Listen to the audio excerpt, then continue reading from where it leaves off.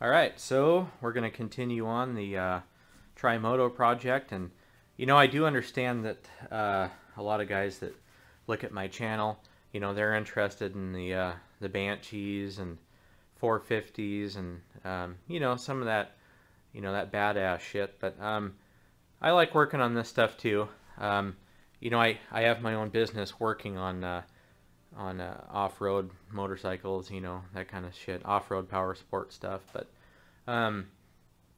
this is just kind of part of what I do every day. I don't really mind if it's a Banshee or this tri-moto 175. It's all fun to me, and something like this old three-wheeler, it's a cool change of pace. So working on this, it's kind of fun. It mixes things up a little bit, but this isn't going to be a whole long series, and I'm not going to go into every single detail on this. But I got the threads fixed yesterday. Those turned out really good. So I don't think that there's anything else I need to do to that engine while it's out, or at least I hope there's not. So I'm going to go grab that thing, and I'm going to get it put in here and go from there.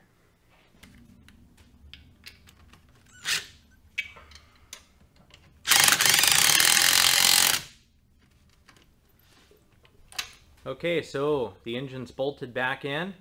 We're kind of back where we started, but we've got good threads in the cylinder head this time. So the next thing I'm going to do is go upstairs and grab the exhaust pipe.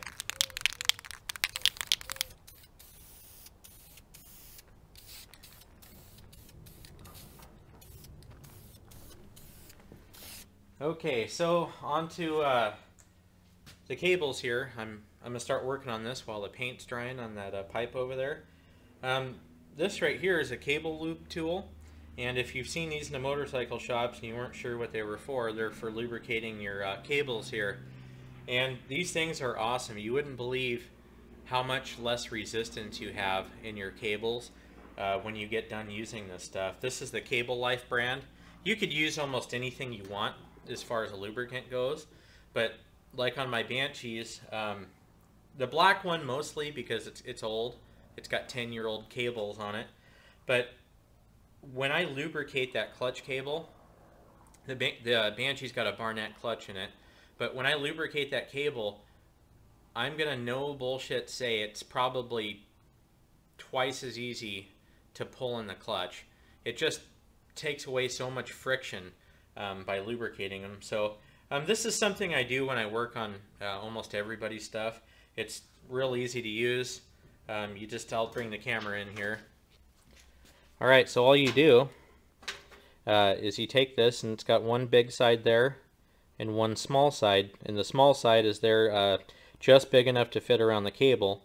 So you take the big side and you slide this right over here just like that, and what you're looking for is you want the housing, the outer housing of the cable, you want that to be in this end of the rubber boot.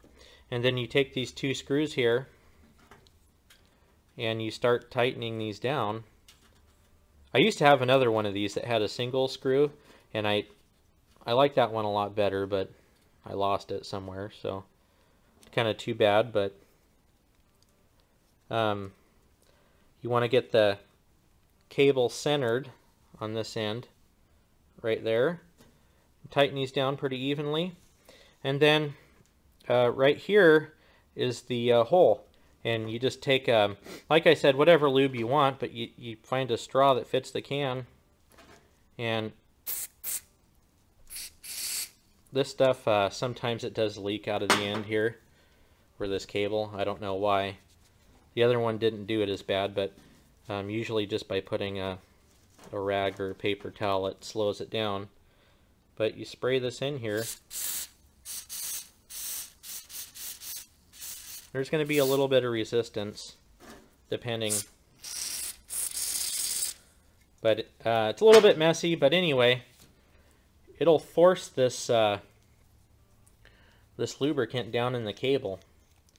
So it's a neat tool, and then you just pull it out the same way you put it on. But I can feel already that that really made a huge difference in this thing. Okay, so here's another tool in my arsenal here. this is a ultrasonic cleaner, and I picked this one up from Harbor Freight. Figured I'd try a Harbor Freight one. You know, that stuff's always hit and miss, but this is the one that has heat as well. They've got a smaller, cheaper one, and it does not have the heat option.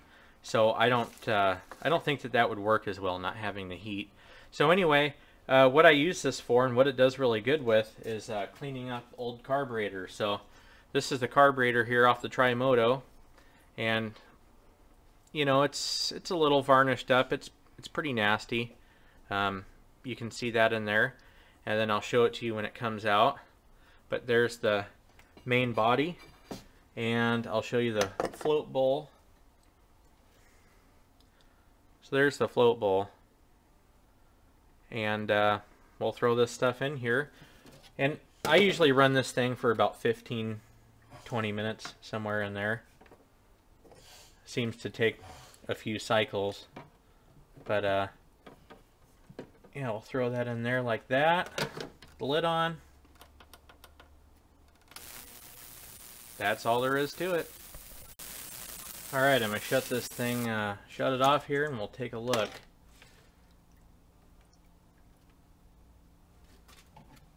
So there's the inside of the bowl now. There's some milky water on here, which makes it look not as clean.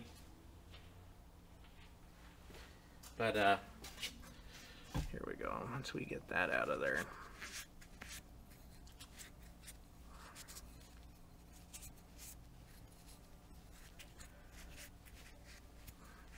Alright, so that's pretty clean. That looks really good. That thing does a nice job of busting all that stuff loose. And the body, it's still got some of that buildup on the inside here, but sometimes, yeah, just like right now, if you just wipe it, it wipes right off. So wipe it in there a little bit better. Yeah, so this thing came really clean. Looks really good. So that's what those ultrasonic cleaners can do. All I've got in there is water and some of that purple power that you can get, you know, the degreaser from the auto part stores, but well worth the 90 bucks I think I paid. So it's a good little unit. Finally, it just started raining again outside. You know, it's the beginning part of August. We have not had rain for a long time. You know, as you can see over behind that garbage can, all that grass is all dead and shit. And you know, I don't like real hot weather. I don't mind it when it's overcast and raining. But anyway, over here is the tri-moto, and I've just been screwing with this thing. So I got the engine put back in, screwed around with the brakes. You saw me paint that exhaust. I put that on. You know, like I told you, I wasn't going to get very detailed about this. I just got all the water out of the gas tank. There was a shitload in there, so I dumped a little premix in it, put a plug in it. The carburetor, I took it apart. You know, you saw it go through the ultrasonic. Looked good, put it back together, set a baseline, you know, so it should run. But I haven't tried pulling on it yet here, so we'll see what it does. It should start.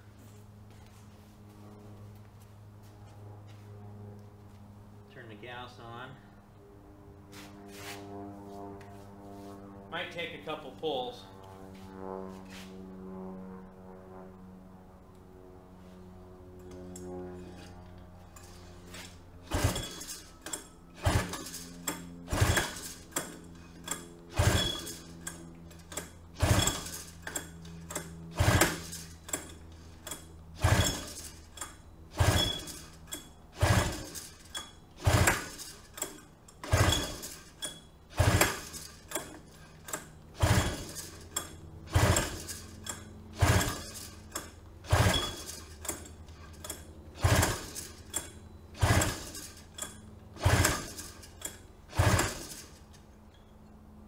The idle a little bit here.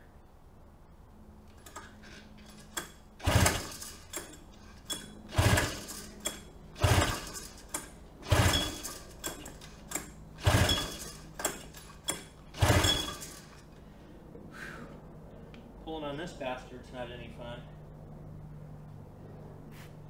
I will tell you that.